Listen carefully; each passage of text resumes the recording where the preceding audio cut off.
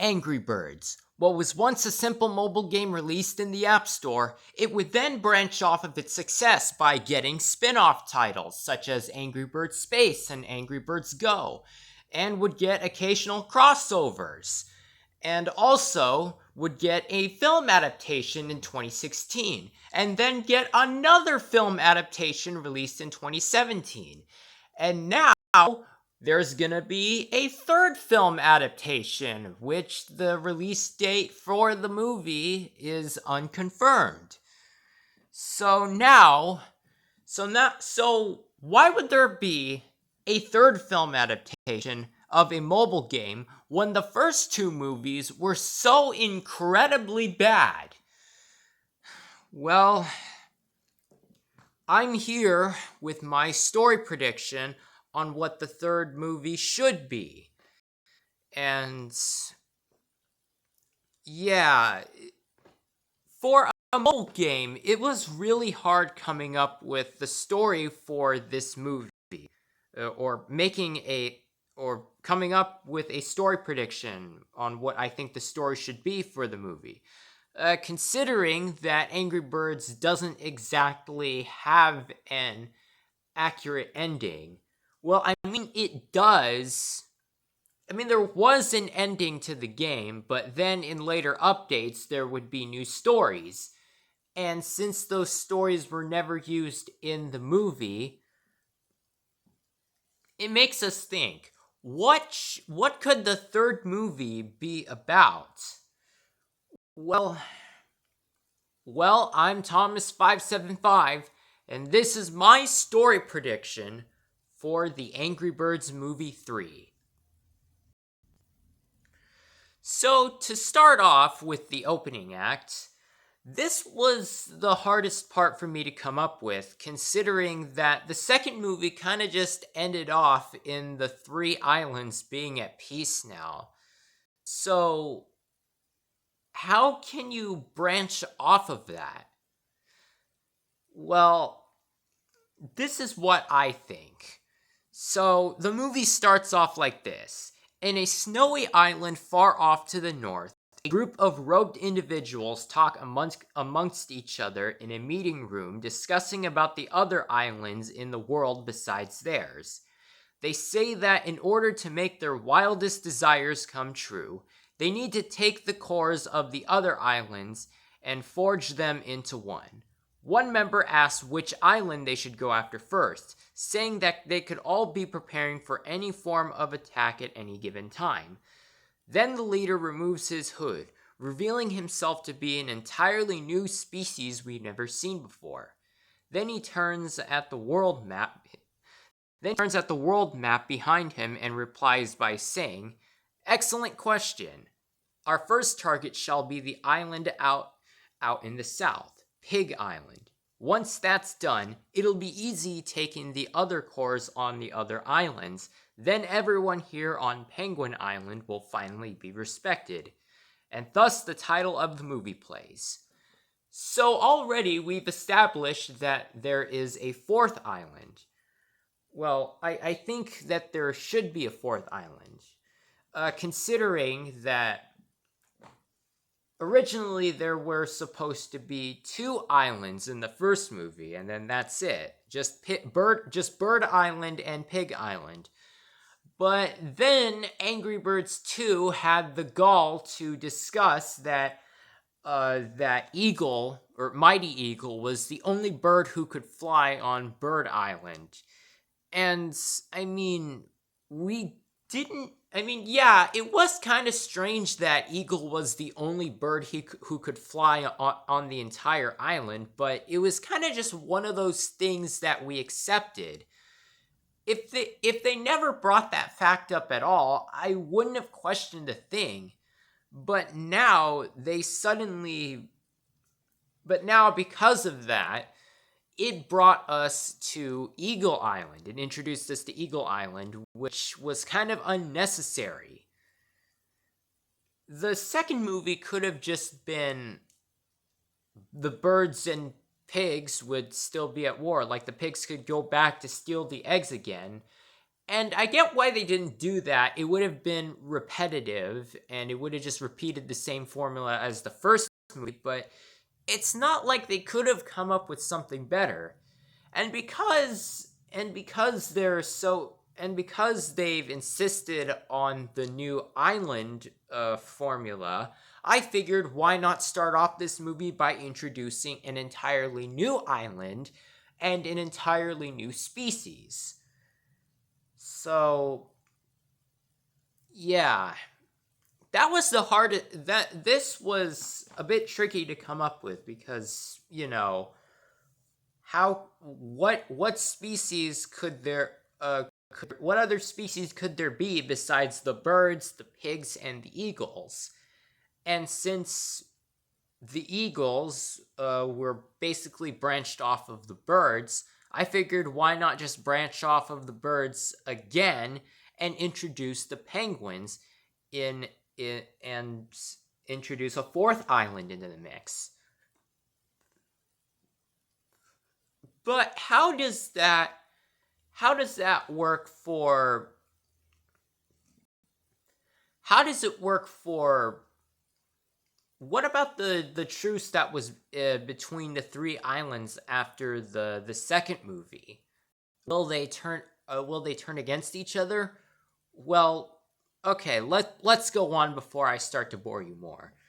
So, 1 week after the party end of the second movie, the truce between the three islands was broken because of strong, angry desires from dozens of contenders not letting go of the past, and thus the war continued again. Yeah, I know that not letting go of the past is kind of a dumb reason as to why they start fighting again, but it was the best thing that I could come up with, so don't judge me. After a while, Pig Island and Eagle Island forgot all about Bird Island since both islands were taking strong hits from each other. So the birds on Bird Island decided to take a break for a while and discuss their temporary advantage. Then Red tells the birds at the shore to watch out in case an unexpected attack arrives. So then he goes and has a meeting with some of the other birds, which consists of the class trio, that being Chuck, Bomb, and Terrence, Mighty Eagle, who has decided to stay on Bird Island, and Judge Peckinpah and some of the other birds, and and then a couple of random birds. So yeah, something about the second movie that I was kind of questioning is the absence of certain characters. One of which was Peckinpah, who was voiced by Keegan-Michael Key, who would then later on go on to be in another video game movie as the voice of Toad in the Super Mario Brothers movie. I was kind of questioning why he wasn't there. In fact, a couple other characters were missing too, because either missing or replaced. Ross, who was the assistant pig for King Mudbeard when he first arrived on Bird Island, was replaced by another entirely new character named Courtney, which I was kind of upset at, considering I don't really see why they needed to change that. I'm guessing because they thought Ross was too dumb, but it's not like they could have just given him a moment for a character arc. They could have just kept him in. They could have just kept Ross in and then just make up a story for him in trying to improve himself. I don't know why they went down the this character needs to be replaced.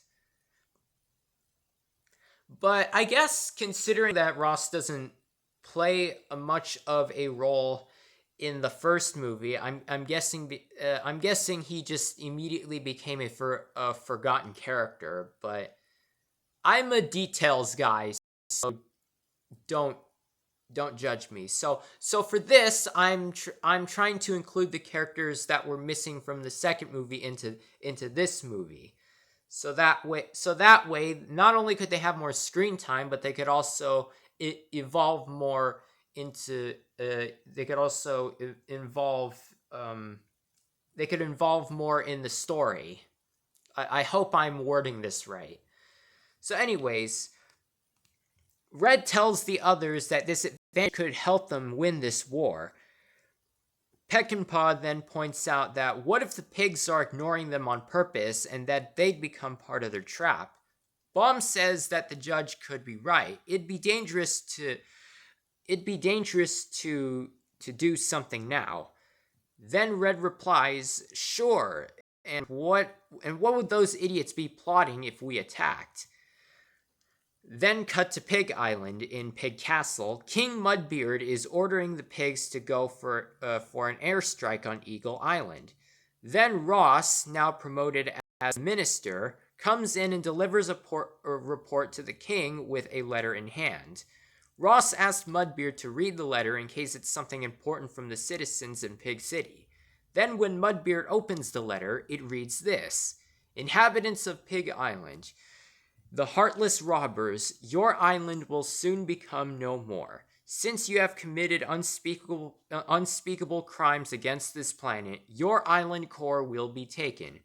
We will take everything from you like you have taken from us without fail. This will be done later tonight, so say your last goodbyes to your home while you still can." From Anonymous. The letter was actually a calling card sent out by an unknown sender. Mudbeard dismisses this as a joke from the Eagles to try and intimidate them, and carries on with the attack plan. So already, you may have noticed a few things that have been changed here. For one, Ross is now the minister of Pig Castle. And like I said before, I kind of want to give Ross a moment of character development, seeing that he's improved since the first movie. I know it's kind of sudden, but I just really want more screen time for him. And then, of course, there's something that kind of bothered me in the second movie was the fact that they made Baum more dumber and more random for whatever reason. I don't know why they did that. It just bothered me. So I'm trying not to avoid that. I'm trying to avoid that. I'm trying to avoid writing Baum as basically this dumb character that is on screen. Simply because I don't, considering, yes, dumb characters can have their moments, but throughout watching Angry Birds 2, the more I saw Baum on screen, the more angry I got on why they made him like this. I mean, they kept Red relatively the same, and the same goes for Mudbeard. And then Chuck had some slight alterations, but wasn't altered too much from the second movie. And then they just decided to completely revamp Baum. Oh, yeah, and they also sidelined Terrence for the majority of the movie too, as basically this background to just a background character. I mean, he had an important role in the first movie, so why couldn't he be part of the role in this? So why couldn't he be an important character in the second movie? So, yeah. Oh yeah, and another thing you may have noticed is the fact that I'm calling Mudbeard instead of Leonard. So for those who are confused on why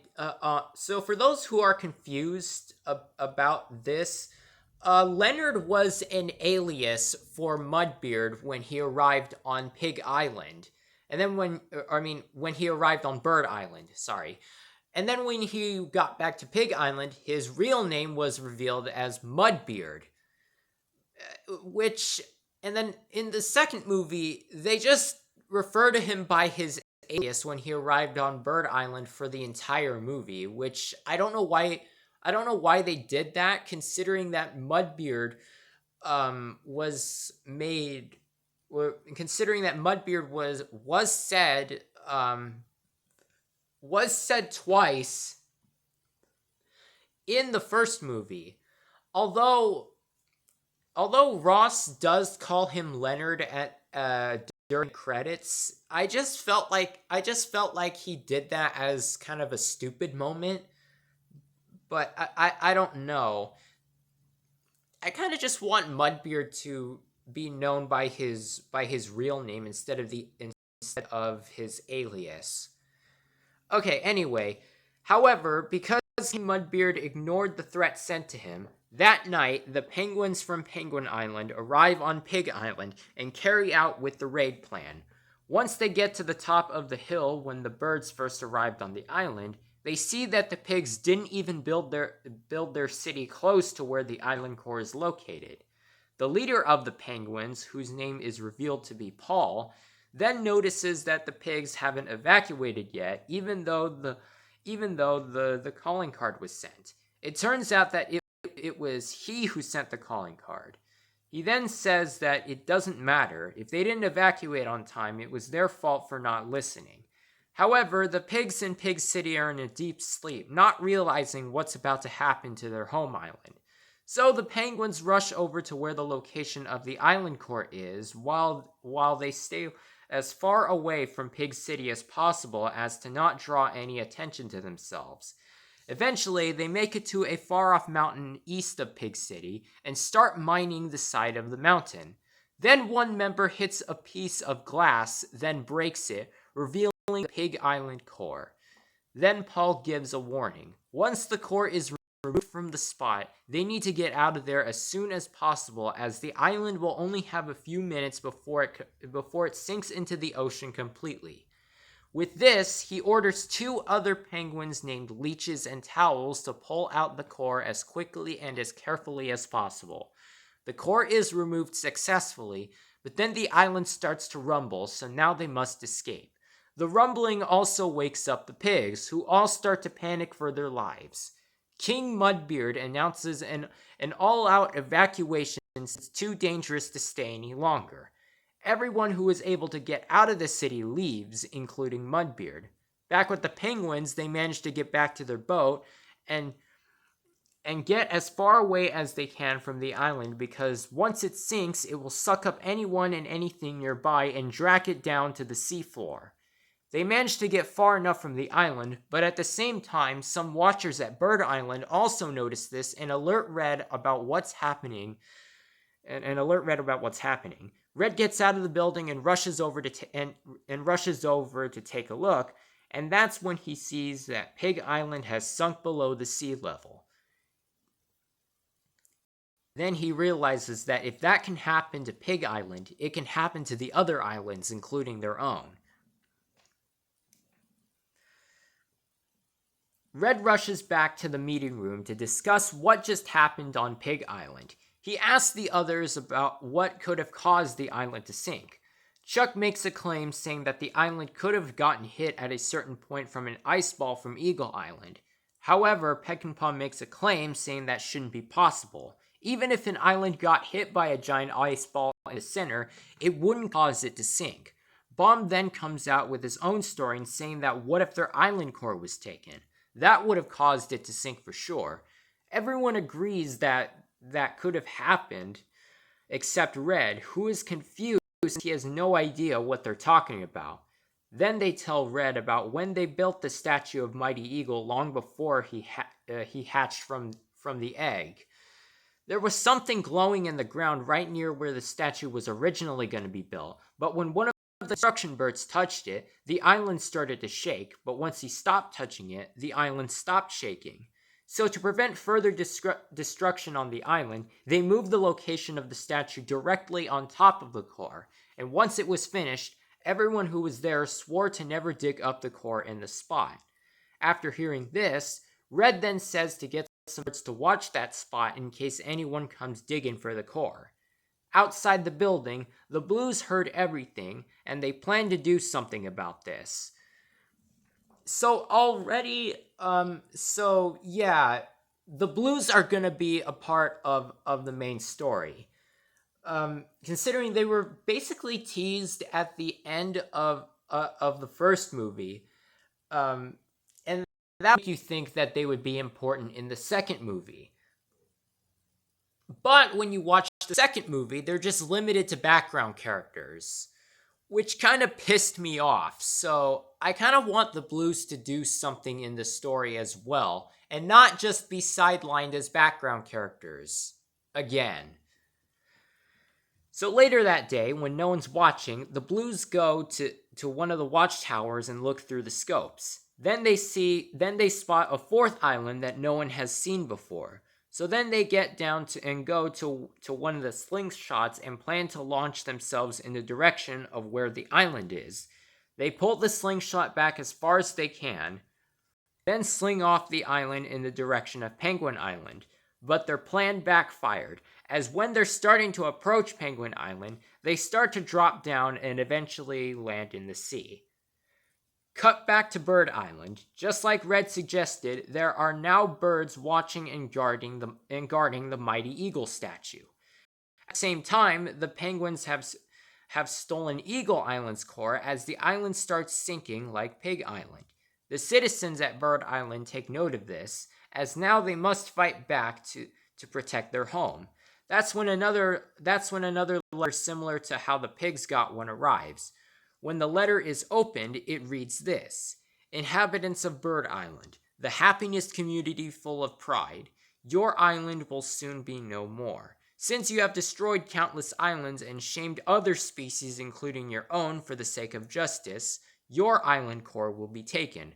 We will take everything from your home, like you have taken everything from us from without fail. This will be just like the one on Pig Island. The letter also contained another calling card, but the calling card this time was worded differently, and the time of invasion and the sender were cut off since the calling card was ripped. Red cannot know when the time will come, but says to everyone that it's time for a retaliation against the masterminds behind the island sinkings. It is now nighttime, and the penguins now have almost every island core that exists. The last one, located on Bird Island.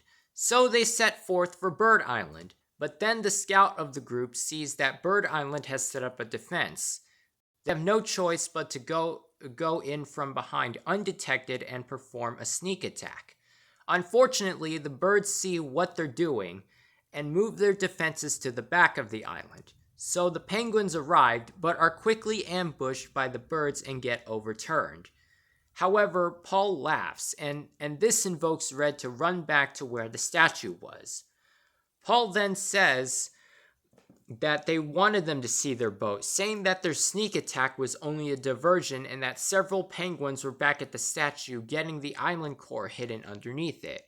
When Red arrives, he's too late, and the penguins already have the core and start running back to their boat. Suddenly, out of nowhere, Terrence arrives and crushes the penguins, and then takes the core and punches the penguins back on their boat with such force that the penguins drift off to sea, and they start panicking because the boat is moving so much. So yeah, I kind of think that Terrence arriving before Red would be a neat callback to when Terrence beat Chuck to the beach on when the pig boat arrived in the first movie. It's kind of random, but it's such random that it makes you think that Terrence is basically just this dude who is good at everything. Well, maybe not everything, considering that when he tried the slingshot, it backfired on him. But anyways, the other birds arrive as they see Terrence put the core back in its spot. The others look at Red, saying that this was his fault and that he should have known this would happen. Red says that he couldn't predict every outcome, In fact, that was something completely unexpected.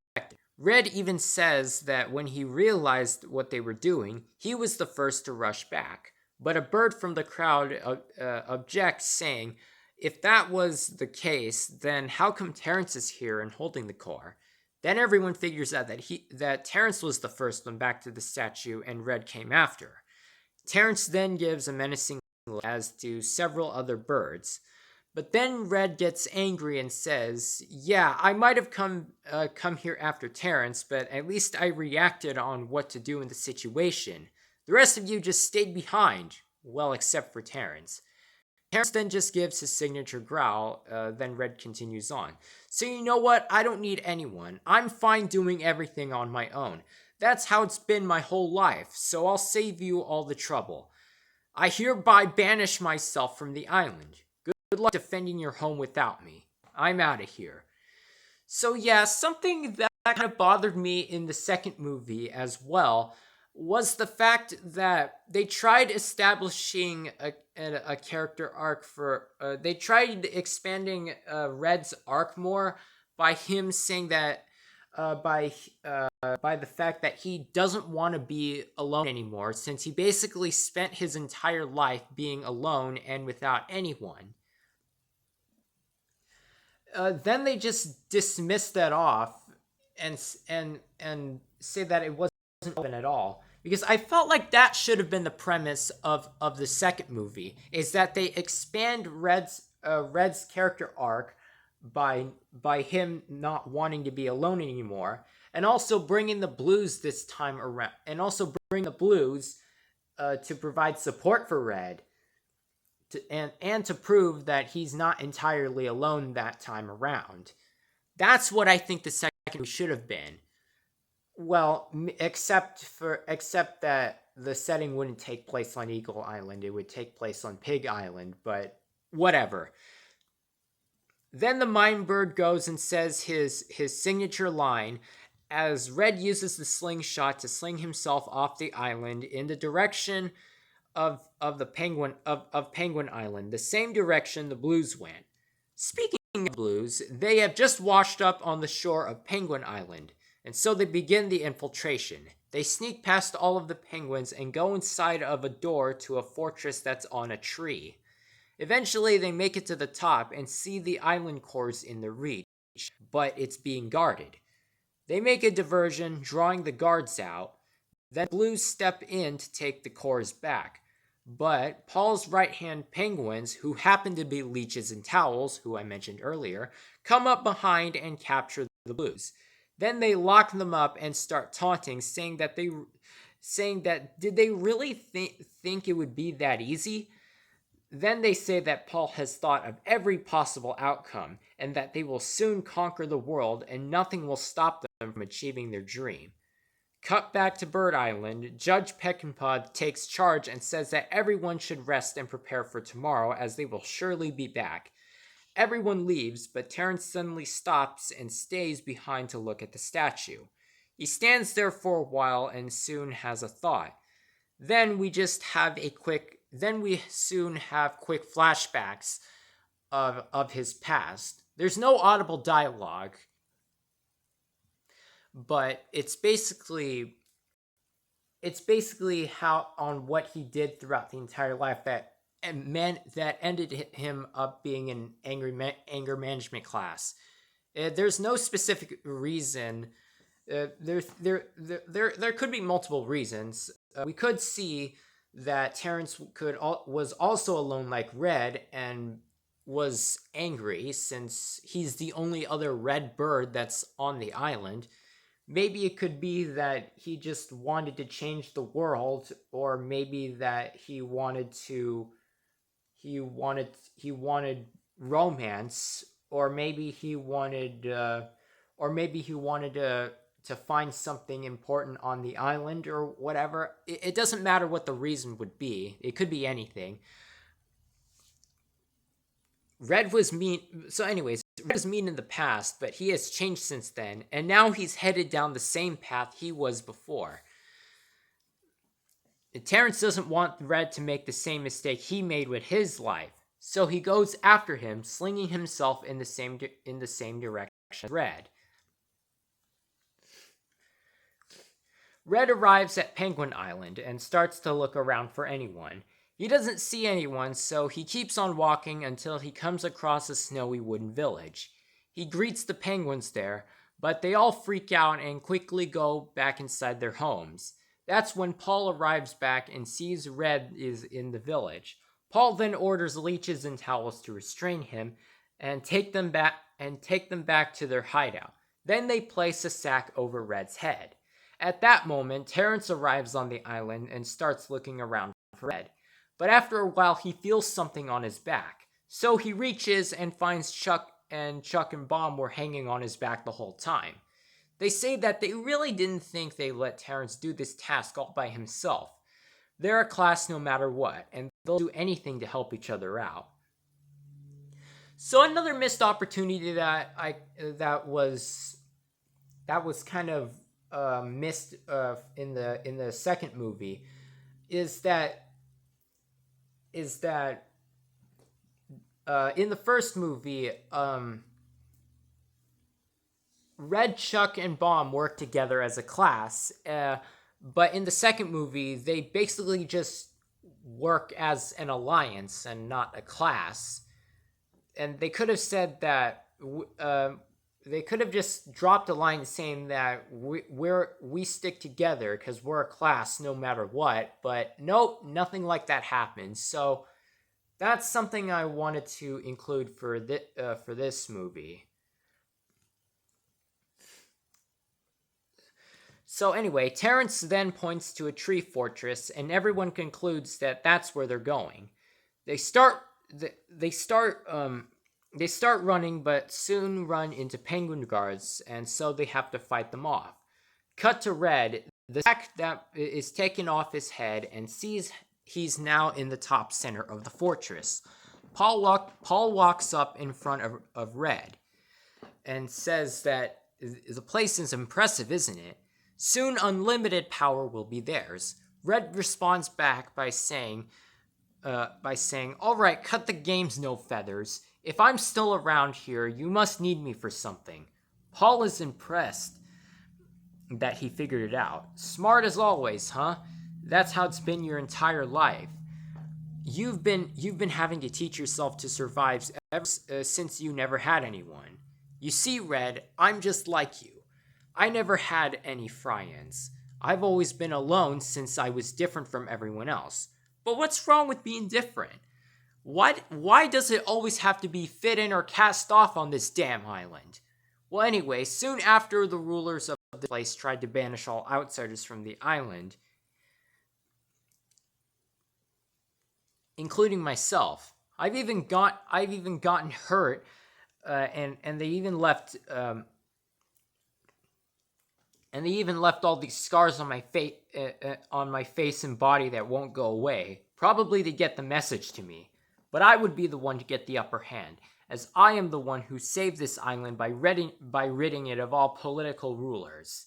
Now I'm trying to make sure no one messes with me again, and that's why I'm collecting the island cores.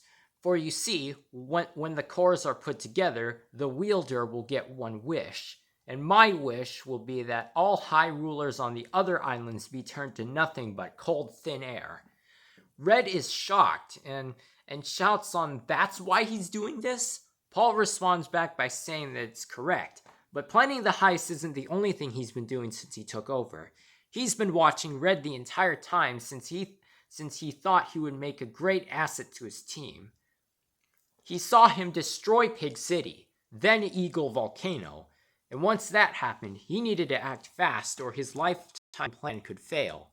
He tried to contact Red for a long time, but the island didn't have long-distance island delivery systems. So now that they're here, they can finally do what they've been meant to do. Meanwhile, the class trio finish fighting the penguin guards and start to infiltrate the fortress to save the world. And finally, Red agrees to Paul's terms, saying that everyone he's ever known has either hated or betrayed him. All he knows now is rage and envy. Paul then says, I knew you'd come around. Back with the class trio, they are now at the 4th floor of the tree fortress when they see the blues trapped in a cage. Chuck rushes over to help, but the cage is locked. Then Terrence breaks the lock, and Baum opens the cage and frees the blues. The blues thank them, but then they say that Red has switched sides and is now working with the penguins. Chuck says that if it's like this, their only goal now is finding the island cores. The blues tell them that they know where the cores are, so they follow them if they want to reach them.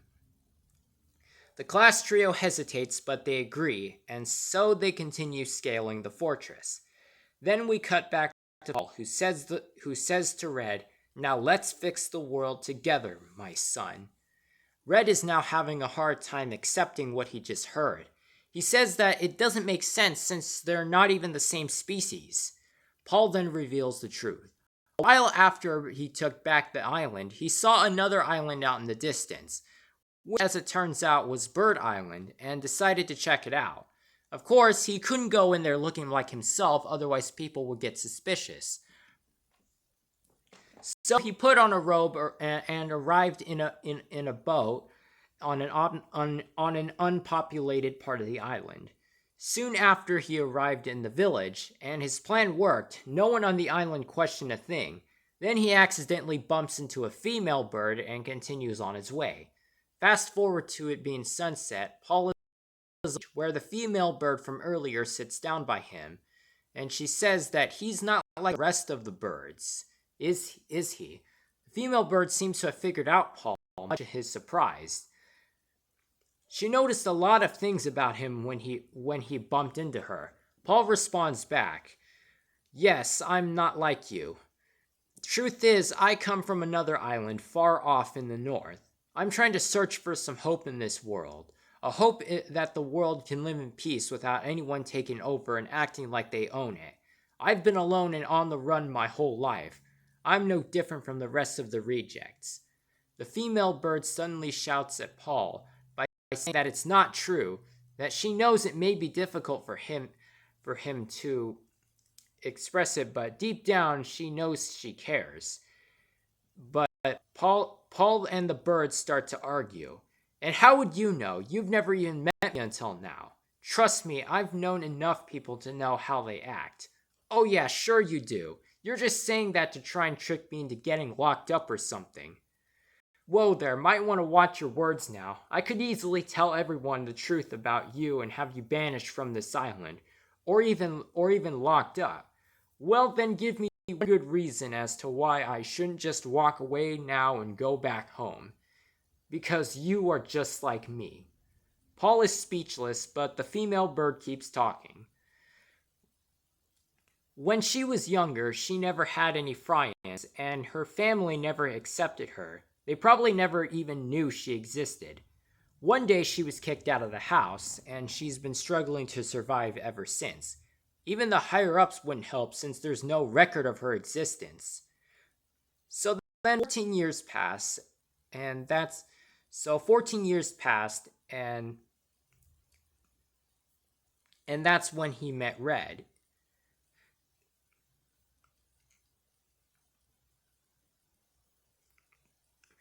He seemed like Red had an ambition to keep going and never give up. And that's it. He knows everything. And ever since Paul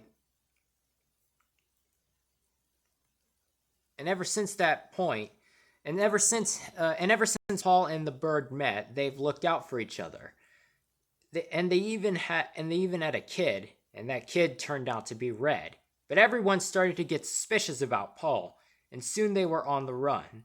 Paul managed to get on the boat and leave, but the unhatched Red and the female bird were taken away. Red then asks what his mother's name was, but Paul says he doesn't know. They've never actually said their names to each other.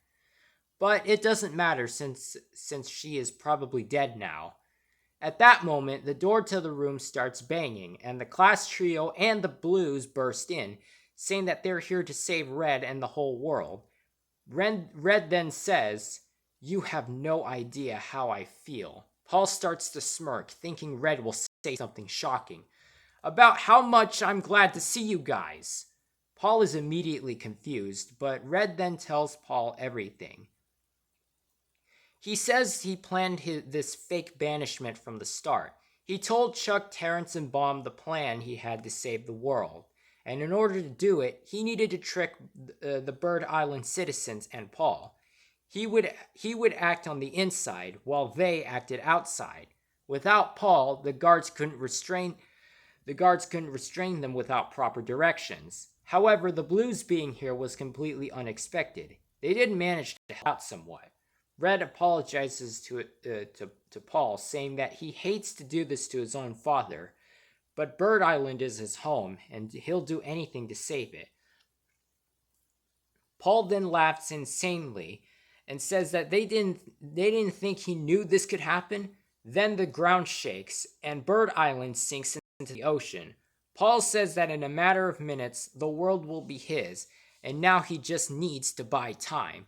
The birds and penguins start to fight, and after a while, the Corps arrives, but the Blues manage to trip Paul. However, when leeches and towels throw the Corps to Paul, it hits the ground, creating an electric explosion that destroys the whole fortress, causing everyone in it to fall to the ground. The mist clears, and Red sees Paul severely hurt. Paul groans in pain, but then tells Red that he now knows what he's just done. He took over the island, but didn't realize he basically just became another ruthless ruler. He tells Red to accept the Corps and make any wish he wants. After that, Paul dies. Okay, so I know that crossing species is kind of weird. Would be kind of weird for a PG movie, but that isn't the first time that's happened. Since in the second movie there was the moments with the seal and the dog, which I'm surprised that they got away with that. And then of course there is the cross species moment with Mario and Toadstool, according to the internet. And then, of course, there's Bowser and Toadstool.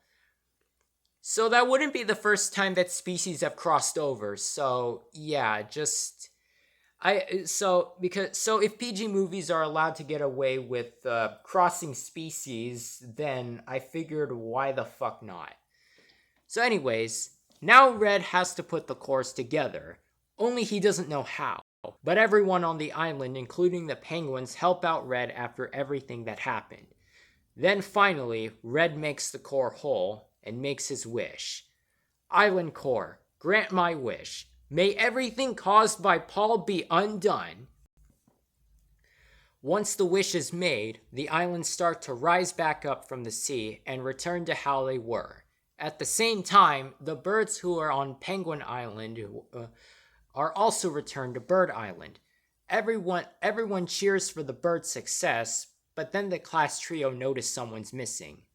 Terrence speaks for the first time ever. Where's Red? The camera pans up, and then we fast forward to an hour later. Everyone from all the islands are gathered at a party, and Judge Peckinpah makes an announcement. Now that all of the islands are now truly at peace, then he asks Mudbeard if that's really all the islands, and Mudbeard responds with, only 4 islands have been found from their drone surveillance. Peckinpah says that's good enough, as he says now they have forged a new truce, and that a new era in history can finally begin. As the camera pans away from the island as the screen turns black. During the credits, everyone from all of the different islands party away now that peace has been attained in the world. And finally, in the mid-credit scene, an egg washes up on shore on Bird Island, and a red bird punches a hole in the egg and makes an angry face. Oh man. Okay, well, this one was actually shorter than the other ones. This story prediction was actually a lot shorter than the others, and that's probably mainly due to the fact that the Angry Birds movies are kind of fast-paced. So I'm guessing I'm guessing that this movie should have been kind of the same way. Maybe I should have made the story a bit longer. Maybe I should have given more screen time to other characters. I mean, I know there are characters that I hadn't mentioned in this story, such as notable characters like Hal and Bubbles, but I can't fit every character. But you can't have a story having too many characters at once, otherwise it just takes away from what the story's supposed to be. And that's kind of something that Angry Birds 2 kind of failed at. Because there were so many characters at the same time, the story just fell apart. And then, of course, there is the matter of Red dying in this story prediction. I I felt like Mudbeard should have died at the first in the first movie, because I mean, for the fact he was the villain, right? Maybe a different ruler could rise up. Like, maybe they could have given Ross the moment of leadership, but no, they just decided to bring Mudbeard back. And this time they had Mudbeard team up with Red.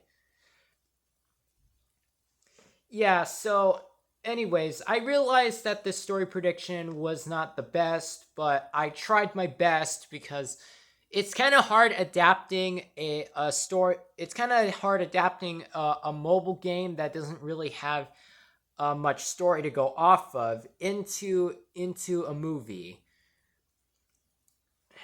Man, now I'm starting to see how the writers feel about writing video game movies, because it is really hard coming up with stuff. But anyways, that does it. That does it for my story prediction for the Angry Birds movie 3. What do you guys think of this story prediction? Do you think some things should have been changed throughout the story? Do you think the story? Do you think this story should have been entirely different? Do you guys have any story predictions of your own? What do you guys think? Comment down below. Like this video if you liked it, of course. Subscribe if you're new here and you want to see more story predictions like this. Although it may be a while since until the next story prediction, considering that as of now, there are no future video game movies that have been announced. But yeah, still, if you want to subscribe and hope for more story prediction videos, go ahead and subscribe. And of course, share this video with others that you know and spread the word that, hey, I made this story prediction video about what the story should be for the Angry Birds movie 3. And although again, I know this may not be the best, but again, it's the best that I could come up with. So thank you all for watching this. And while you're at it, why don't you check out my story prediction video for the Super Mario Bros. Movie sequel?